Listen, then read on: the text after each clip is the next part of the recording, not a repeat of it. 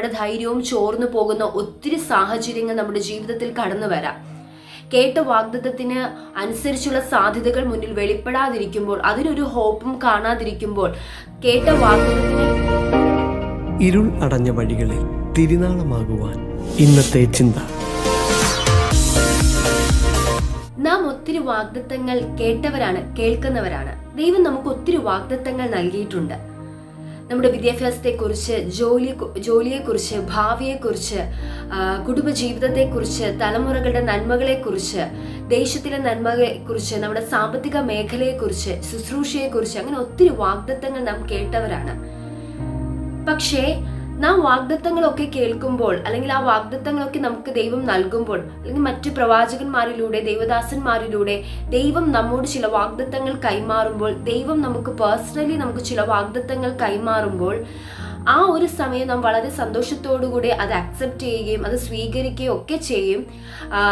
അത് ലഭിക്കുമ്പോൾ നമുക്ക് നമ്മുടെ ഉള്ളിൽ ഒരു ആവേശവും വിശ്വാസവും ഒക്കെ ഉണ്ടാവും.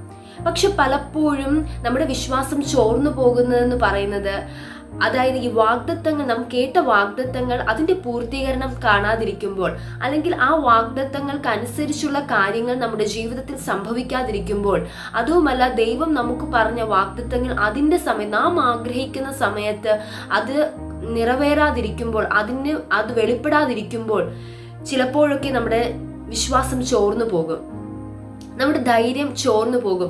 ആ വാഗ്ദത്തം കേട്ടപ്പോൾ ഉള്ള ആവേശവും വിശ്വാസവും ഒന്നും അത് കാണാതിരിക്കുമ്പോൾ, നാം ആഗ്രഹിച്ച സമയത്ത് വാഗ്ദത്തം വെളിപ്പെടാതിരിക്കുമ്പോൾ പലപ്പോഴും കാണാറില്ല. നാം കേട്ട വാഗ്ദത്തങ്ങൾക്ക് വിരോധമായിട്ടുള്ള കാര്യങ്ങൾ നമ്മുടെ ജീവിതത്തിൽ സംഭവിക്കുമ്പോൾ പലപ്പോഴും നാം ദൈവത്തോടും നമ്മോടും തന്നെ ചോദിക്കും, എന്തുകൊണ്ട് ഞാൻ കേട്ട വാഗ്ദത്തങ്ങൾ പോലെ അല്ലല്ലോ എൻ്റെ ജീവിതം മുന്നോട്ട് പോകുന്നത്, അല്ലെങ്കിൽ ഞാൻ കേട്ട വാഗ്ദത്തത്തിന് അനുസരിച്ചിട്ടുള്ള കാര്യങ്ങളല്ലല്ലോ എനിക്ക് ചുറ്റിലും സംഭവിക്കുന്നത്, അതിനുള്ള സാധ്യതകളൊന്നും കാണുന്നില്ലല്ലോ എന്ന് പലപ്പോഴും നമ്മോടും ദൈവത്തോടും നാം ചോദ്യങ്ങൾ ചോദിക്കാറുണ്ട്. അങ്ങനെ നമ്മുടെ വിശ്വാസം, നമ്മുടെ ധൈര്യവും ചോർന്നു പോകുന്ന ഒത്തിരി സാഹചര്യങ്ങൾ നമ്മുടെ ജീവിതത്തിൽ കടന്നു വരാം. കേട്ട വാഗ്ദത്തത്തിന് അനുസരിച്ചുള്ള സാധ്യതകൾ മുന്നിൽ വെളിപ്പെടാതിരിക്കുമ്പോൾ, അതിനൊരു ഹോപ്പും കാണാതിരിക്കുമ്പോൾ, കേട്ട വാഗ്ദത്തത്തിന് വിരോധമായിട്ടുള്ള, പ്രതികൂലമായിട്ടുള്ള സാഹചര്യങ്ങളാണ് നമുക്ക് ചുറ്റിലും ഭവിക്കുമ്പോൾ പലപ്പോഴും നമ്മുടെ വിശ്വാസം ചോർന്നു പോകുന്ന സാഹചര്യങ്ങൾ നമ്മുടെ ജീവിതത്തിൽ കടന്നു വരാം. എന്നാൽ ഈ ദിവസങ്ങളിൽ ദൈവം നമ്മെ ഉറപ്പിക്കുകയാണ്. അതായത് നാം കേട്ട വാഗ്ദത്തങ്ങൾ അത് എത്ര പഴകിയാലും, നമ്മെ സംബന്ധിച്ചത് എത്ര പഴകിയാലും, എത്ര താമസം നേരിട്ടാലും ദൈവത്തിനൊരു സമയമുണ്ട്. ആ സമയമാകുമ്പോൾ കൃത്യമായും ദൈവം നമുക്കത് നിറവേറ്റുക തന്നെ ചെയ്യും. കേട്ട വാഗ്ദത്തത്തിനനുസരിച്ച് നമുക്ക് സ്റ്റെപ്പ് ചെയ്യുവാനുള്ള സാധ്യതകളും ദൈവം നമുക്ക് വെളിപ്പെടുത്തി തരും.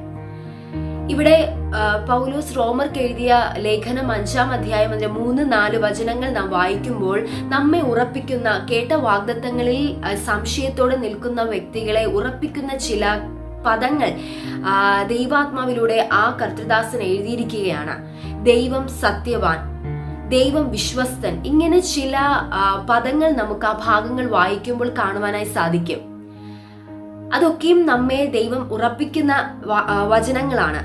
കേട്ട വാഗ്ദത്തത്തിന് അനുസരിച്ച് മുന്നോട്ട് സ്റ്റെപ്പ് ചെയ്യുവാൻ കഴിയാതെ വണ്ണം, അല്ലെങ്കിൽ കേട്ട പ്രോമിസ് അത് പൂർത്തീകരിക്കുവാൻ ഉള്ള സാധ്യതകൾ നമുക്ക് മുന്നിൽ ഇല്ലാതിരിക്കുമ്പോൾ, എല്ലാം ഒരു ഹോപ്പ്ലെസ് ആയിട്ടുള്ള സാഹചര്യങ്ങളിലൂടെ കടന്നു പോകുന്ന വ്യക്തികൾ ഈ ശബ്ദം കേൾക്കുന്നുണ്ടെങ്കിൽ, ഈ പകൽക്കാല സമയം ദൈവാത്മാവ് നിങ്ങളോടാണ് ഇടപെടുന്നത്. ദൈവം സത്യവാനാണ്. നീ കേട്ട വാഗ്ദത്തങ്ങൾ എത്ര വലുതായാലും ചെറുതായാലും, എത്ര സാഹചര്യങ്ങൾ പ്രതികൂലമായിട്ടാണ് നിനക്ക് മുന്നിലൂടെ കടന്നു പോകുന്നതെങ്കിലും, നീ കേൾക്കുന്ന വാഗ്ദത്തങ്ങൾ അതിനനുസരിച്ചുള്ള ഒരു പൂർത്തീകരണം ദൈവം ഈ നാളുകളിൽ നിന്റെ ജീവിതത്തിൽ ചെയ്യുക തന്നെ ചെയ്യും.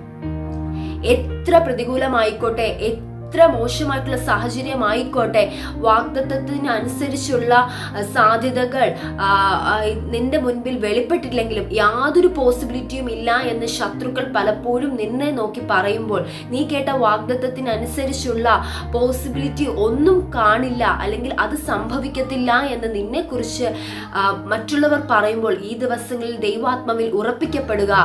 ദൈവം ചെയ്ത വാഗ്ദത്തം അത് പൂർത്തീകരിക്കുക തന്നെ ചെയ്യും. ഒരു മനുഷ്യനല്ല നമ്മോട് ആ വാഗ്ദത്തം നൽകിയത്, ഒരു മനുഷ്യന്റെ ശബ്ദമല്ല നാം കേട്ടതെങ്കിൽ, ഈ ദിവസങ്ങളിൽ ദൈവാത്മാവ് നമ്മളോട് ഇടപെട്ടതുപോലെ തന്നെ ആ വാഗ്ദത്തത്തിനനുസരിച്ച് നമ്മെ മുന്നിലേക്ക് നയിക്കും. പ്രാരംഭത്തിൽ പറഞ്ഞതുപോലെ ഒരു പ്രോമിസ് നാം കേൾക്കുമ്പോൾ വളരെ ആവേശത്തോടെ, സന്തോഷത്തോടെ, വിശ്വാസത്തോടു കൂടി ഒക്കെ നാം അത് സ്വീകരിക്കും. ആമേനൊക്കെ പറഞ്ഞ് നാം അത് സ്വീകരിക്കും. പക്ഷെ അപ്പോൾ നമുക്ക് വലിയൊരു വിശ്വാസമൊക്കെ നമ്മുടെ ഉള്ളിലുണ്ടാവും.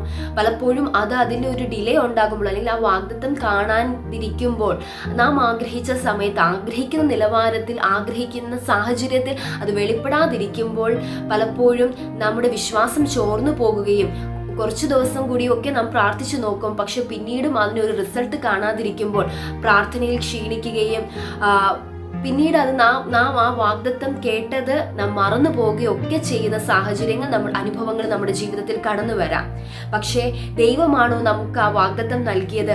ദൈവമാണോ നമ്മോട് ആ പ്രോമിസ് ചെയ്തത്? ആ പ്രോമിസ് ചെയ്ത ദൈവം ഒരിക്കലും അത് മറക്കത്തില്ല. അതിന് എത്ര താമസം നേരിട്ടാലും ദൈവം ഒരു സമയം, ഒരു ടൈം വെച്ചിട്ടുണ്ട്. ആ ഒരു പെർട്ടിക്കുലർ ടൈമിൽ ഉറപ്പായും ദൈവം അതിൻ്റെ ഒരു പൂർത്തീകരണം നമ്മുടെ ജീവിതത്തിൽ ചെയ്യുക തന്നെ ചെയ്യും.